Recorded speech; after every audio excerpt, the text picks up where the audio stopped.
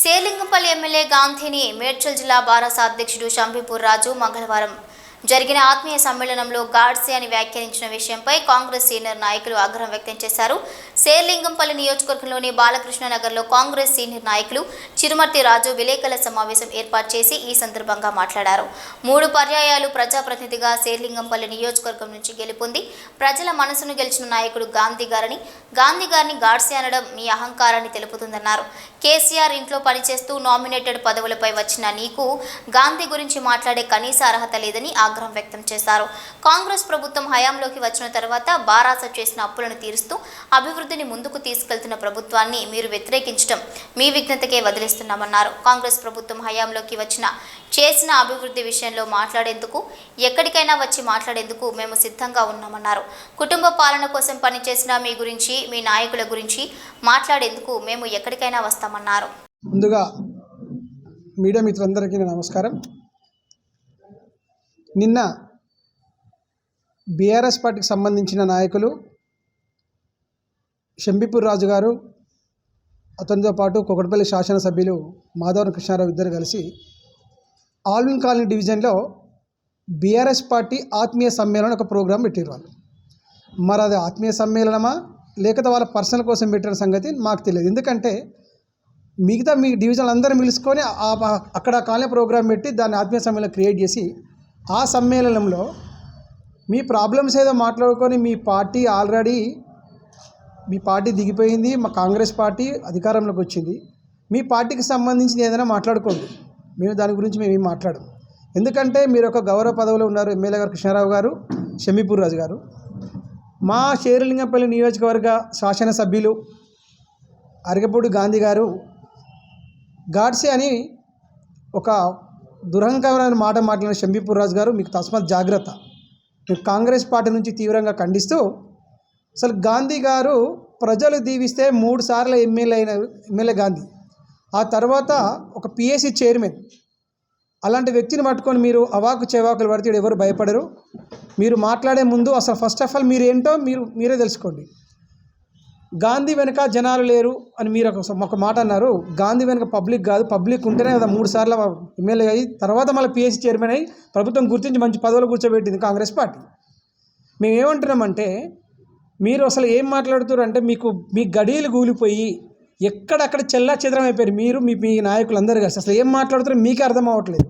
మిమ్మల్ని ప్రజలు, మీరు చేసిన అరాచకాలకు ప్రజలు మిమ్మల్ని విస్మరించుకొని బొందబెట్టి గోరి కట్టినా మీకు ఇంకా బుద్ధి రావట్లేదు.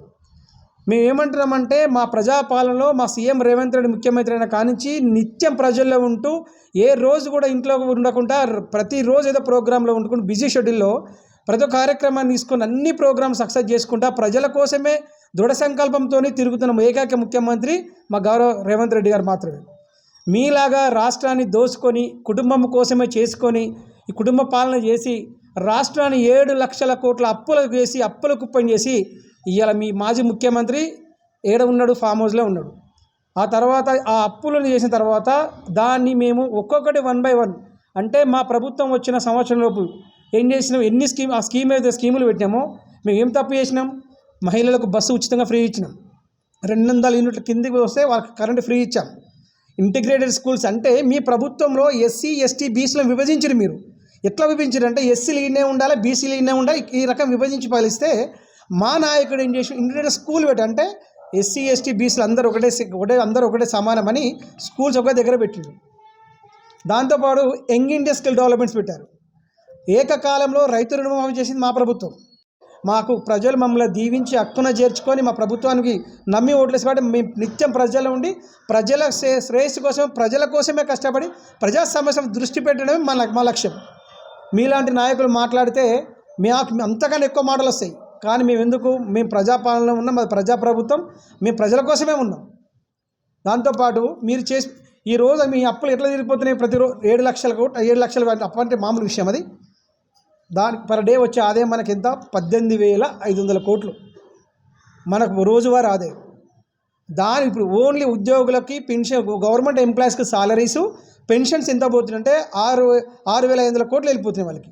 అంటే అర్థం చేసుకోవాలి, ఈ మిగతా అన్ని కేసీఆర్ చేసిన అప్పులకు వడ్డీ కడుతున్న మా సీఎం రేవంత్ రెడ్డి.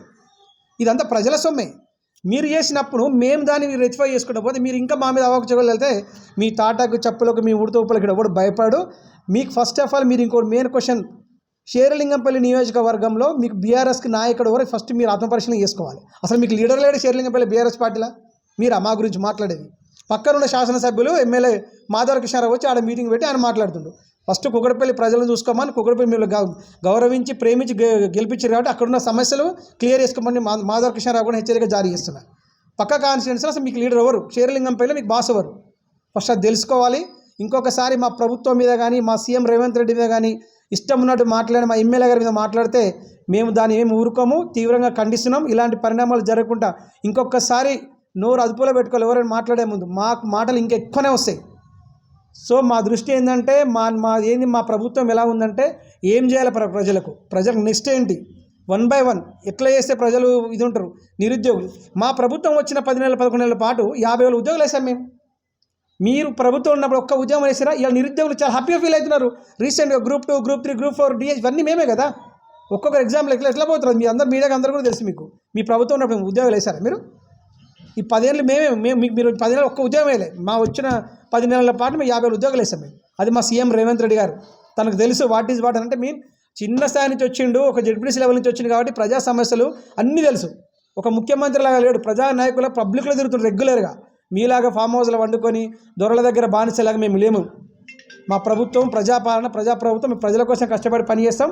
కొంచెం మీరు మాట్లాడే ముందు మీరేదో మీ పార్టీ చేసుకోండి. మా మీద బురద జల్లే ముందు జాగ్రత్త అని ఈ సభాముఖంగా హెచ్చరిస్తున్నాం.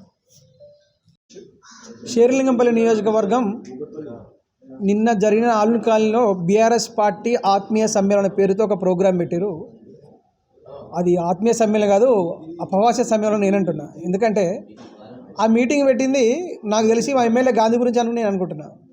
వాళ్ళు జీర్ణించుకోలేక వాళ్ళు ఏం మాట్లాడుతారో గాడ్సే అని సంబోధించుకుంటా అన్పార్లమెంట్ లాంగ్వేజ్ మాట్లాడుతూ షమీపూర్ రాజును కూడా సవాల్ ఇస్తున్నా. మిస్టర్ షమీపూర్ రాజు గుర్తుపెట్టుకో, నువ్వు లీడర్ కాదు, కేసీఆర్ ఇంట్లో పనునివి. నేను ఏ రోజు నీ ప్రజలు గుర్తించలే, ఎవరు గుర్తించలే. నిన్ను ఎందుకు గుర్తించలేదో మాకు తెలుసు. నువ్వు పెద్ద కబ్జా రాయుడివి, వాళ్ళ బినామీవి నువ్వు. ఇంకా దాంతోపాటు అసలు షేర్లింగంపల్లి బీఆర్ఎస్ పార్టీకి నాయకుడే లేడు. ఫస్ట్ మీరు అది ఆత్మపరిశీలన చేసుకోండి. మీరు మా గురించి మాట్లాడే ముందు కొంచెం బుద్ధి జ్ఞానం ఉండాలి. పక్కన ఎమ్మెల్యే తీసుకొచ్చి మాట్లాడుతున్నారు మీరు. పక్కన ఎమ్మెల్యే పాపం మాధవ కృష్ణారావు 3 సార్లు ఆయన ప్రజలు దీవించి గెలిపించారు. ఆ కాన్సెప్ట్ చూసుకో మనం మాధవ కృష్ణారావుని. ఆ ప్రజలను రెగ్యులర్గా ఆ ప్రజలను మంచిగా ప్రజలను చూసుకొని అక్కడ అభివృద్ధి కార్యక్రమాలు చేపట్టి అక్కడే ఉండమని చెప్పు. లేకపోతే మరి కృష్ణారావు గారికి అక్కడ చేసే ఉద్దేశంలో మరి షేర్లింగంపల్లి పోటేస్తే మా గాంధీకి వచ్చి మా గాంధీకి అపోజిట్ పోటీ చేయమని చెప్పు. ప్రజాక్షేత్రంలో నువ్వైనా తెలుసుకుందాం. మా ఎమ్మెల్యే గెలిచాడా మీరు గెలిచాడా సెకండరీ. కొంచెము హుందాతనంగా మీరు గౌరవప్రదమైన పదవిలో ఉన్నారు, ఎమ్మెల్సీగా ఉన్నాడు, ఇతను ఎమ్మెల్యేగా ఉన్నాడు కాబట్టి కొంచెం చూసి జాగ్రత్తగా మాట్లాడాలని నేను కాంగ్రెస్ పార్టీ నుంచి డిమాండ్ చేస్తూ, నిత్యం మా ప్రభుత్వం పైన మా సీఎం పైన బురదల ప్రయత్నం చేస్తే ఎవరు చూస్తూ ఊరుకోరు. మీ ఉడత ఊపులకి మీ తాటకు చెప్పలు ఇక్కడ ఎవరు భయపడలేరు. మేము ప్రతిపక్షం నుంచే వచ్చినాం. ఆ స్టేజ్ నుంచే 10 సంవత్సరాలు ఇబ్బందులు పడి అన్నీ ఎదుర్కొని చూసిన వాళ్ళమే. మేము అనుకుంటే మీరు ఇళ్ళకెళ్ళి బయటకు వెళ్ళరు, కానీ మా ప్రభుత్వం అలాంటిది కాదు. మా సీఎం మాకు నేర్పలేదు, మా పీసీసీ అధ్యక్షులు మాకు నేర్పలేదు. మేము ఎస్సీ ఎస్టీ బీసీలు అందరినీ కలుపుకొని పోతున్నాము. మీలాగా మీరు అధికారంలో ఉన్నప్పుడు కులహంకారంతో ఉండి మీరు ఎవరికి ఏం చేస్తారో సమాజం గ్రహిస్తుంది, ప్రజలకు తెలుసు. మేము అలా లేము, అందరూ మా వాళ్ళనే ఉన్నాం. కాబట్టి మాట్లాడే ముందు నోరు అదుపులో పెట్టుకుని మిస్టర్ షమీపూర్ రాజు కృష్ణారావు గారు కూడా మేము విజ్ఞప్తి చేస్తున్నాం. గౌరవ శాసనసభ్యులుగా మీరు కూడా మాట్లాడే ముందు కొంచెం ఆలోచించి మాట్లాడని నేను ఇప్పుడు మీడియా ముందు తెలియజేస్తున్నాను. ఈ పక్కన నాయకుల గురించి నేను మాట్లాడాను, పెద్ద లీడర్లు కాదు, వాళ్ళకంత సీన్ లేదు, వాళ్ళని పెద్ద లీడర్ని ఊహించుకుంటారు. దయచేసి లాస్ట్ నేను కూడా ఏం రిక్వెస్ట్ చేస్తున్నట్టే షేర్లింగంపల్లి నియోజకవర్గానికి బీఆర్ఎస్ పార్టీ లీడర్ ఎవరు కనుక్కొని రేపు పొద్దున నాకు వచ్చి ఆన్సర్ ఇవ్వు. ఒకవేళ మీరు ఎక్కడికైనా రమ్మని డిబేట్కి నేను డిబేట్లో కూర్చున్నాం, మీరేందో మేము మంచి పనులు ఏం చేసినాం, మీరేం మోసం చేశారు, మీరేం కబ్జాలు చేశారు, మీరు ఎన్ని లక్షల కోట్లు అప్పు చేశారు, అప్పుని మా సీఎం ఏం చేసినది దాన్ని నేను సావధానంగా సమాధానపడి నా దగ్గర ఆన్సర్ నేను సిద్ధంగా ఎడికి రావాలంటే అక్కడికి వస్తాను.